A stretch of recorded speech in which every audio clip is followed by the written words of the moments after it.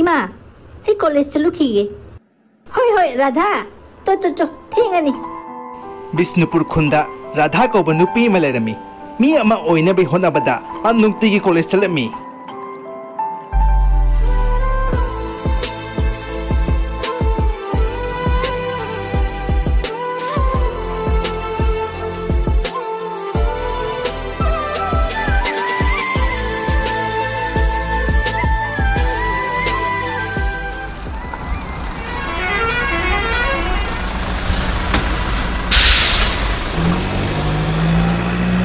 College तमी मतमदा Krishna कौब नुपा अमगा खंगनरे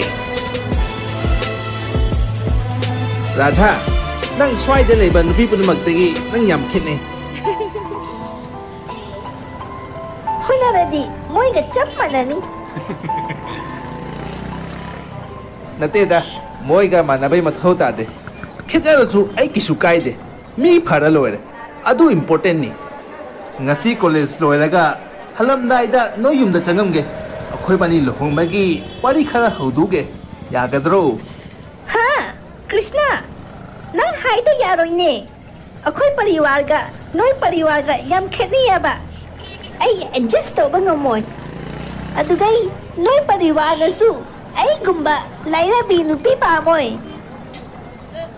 nangi pariwar to ai hana su ukhre yamna high five oiromga do ba mali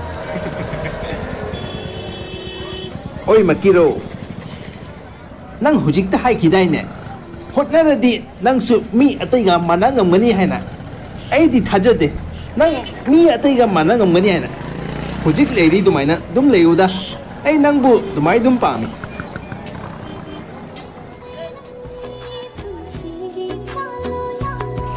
kharani leiraga yum animak yanare Radha ga Krishna ga lohongbagi date fix tanare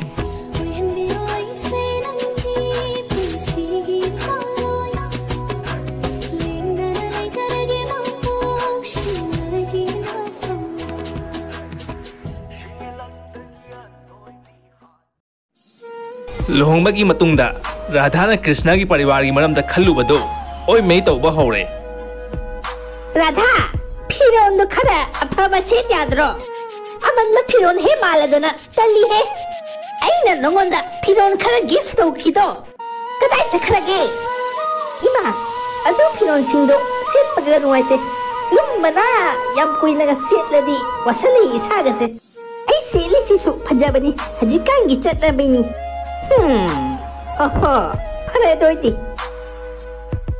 Radha se angang oiri matamdagi pakada phamna charak pe habit to thadok amdre mapunsi gi mak table daga phamna charaktre adu ubada Krishna gi pariwarna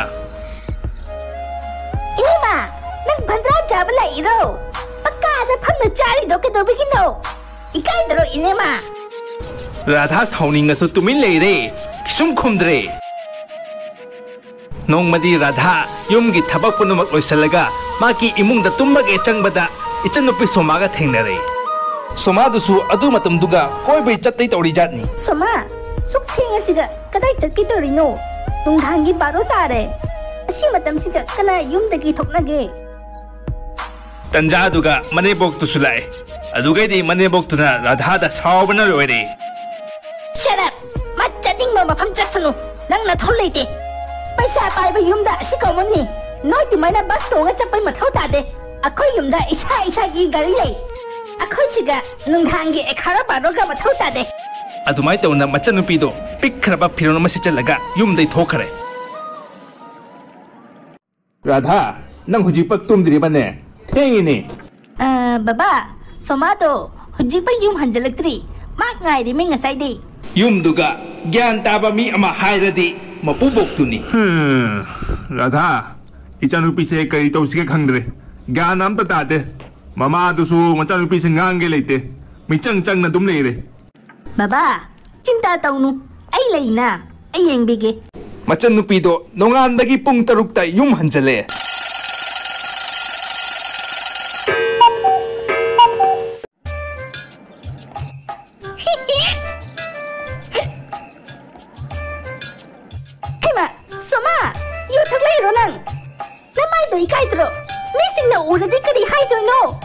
Oh, really? Karigi ikaidoino inema. Ay piron di setli. Kara picture bai watani. Kadawbai ikaidoino. Nang nathawda tarucha khamabo. Adu hairamaga machanupi do imung changkhre. Thang tumdangai machanupi ngai rasu. Radha yumgi mi punamaki breakfast semba hore.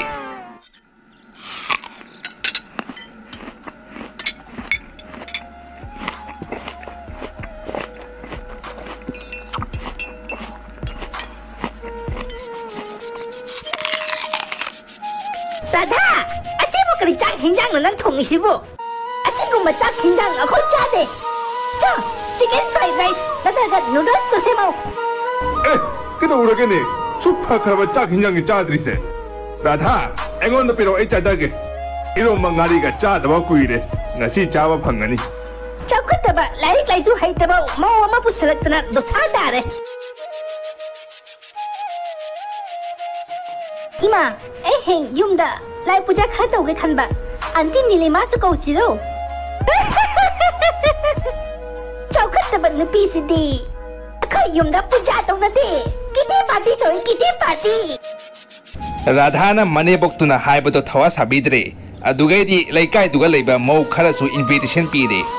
Khudamjari inema. Inema, ngatung phamu. Puja haugadaba watli. Heima, Mrs. Malodra, nang laabo. Nang lakpaday ay harauba na loire. Hay mahi chaga putrao ro. Ay, nang unaba lai na the. Radhana invitation pilatpado na koirei ni. Ay, nang maramda hanaday khangi ibema. Nang di dharma khangdaba, lai khuram ningdaba nupi natro. Mama su gyan thaday, macha nupi su gyan thaday. Nang di, nacha nupi karam kan yumday thoi, karam kan da hanjalay kisum khango moy natra. Maray ba phay ibema. Gyan taba mo ama phangudana, yum se yum ama male. Nongmadi nungthangi baroda somagi kol lae. Inema, ay night club ta panna leire. Gari kam ta phangdre. Amta lakiro. Aduge yaradi, imaga ta chawdaga asi maramna haidok lakanu. Please. Sama, cinta tonu. Ay na. Ay lo balakin. Lera mo duga. Radha nungthangda mapumbokta wari punamak hairamaga machanupi do yumna puna lae.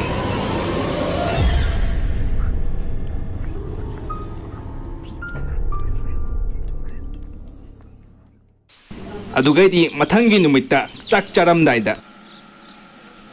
Kaima, Soma, karino nang chari dubu. Inema Radhana sembani.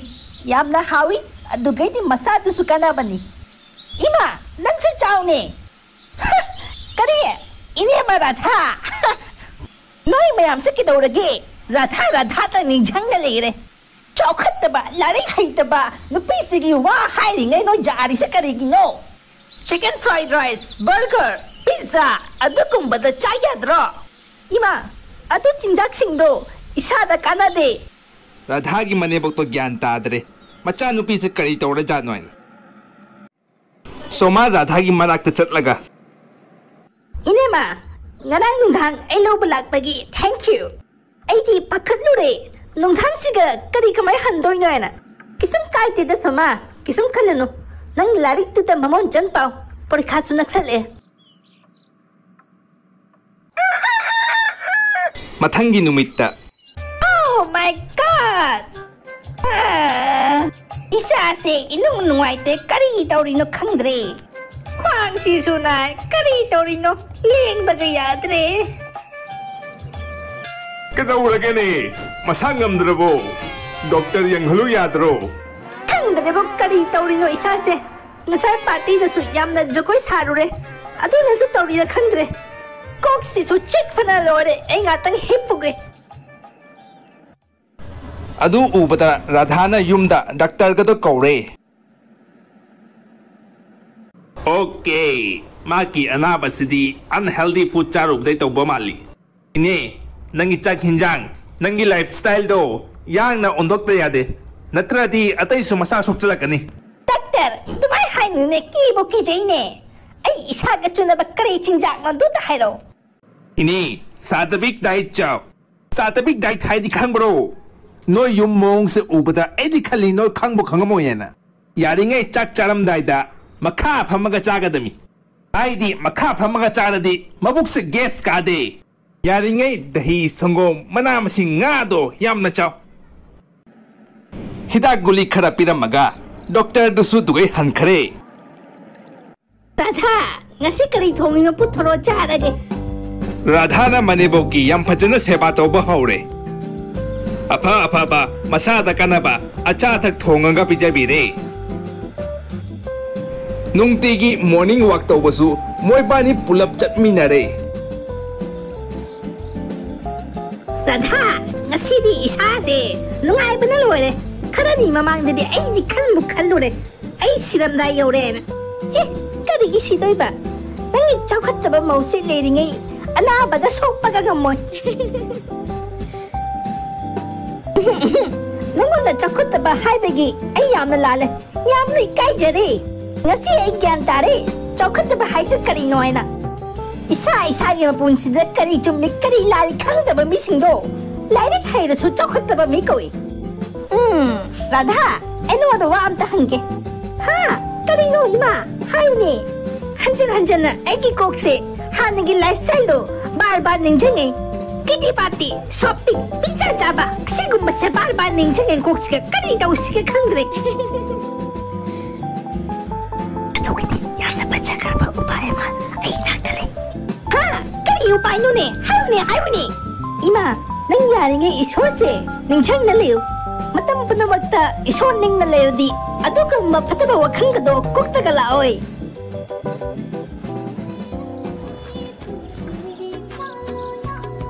नोंगमदी मचानुपाना Haima इमा के तौरगे नंगी चौखत्तबा मौगा लेमिनना नंसु चौखत्तबा ओलबो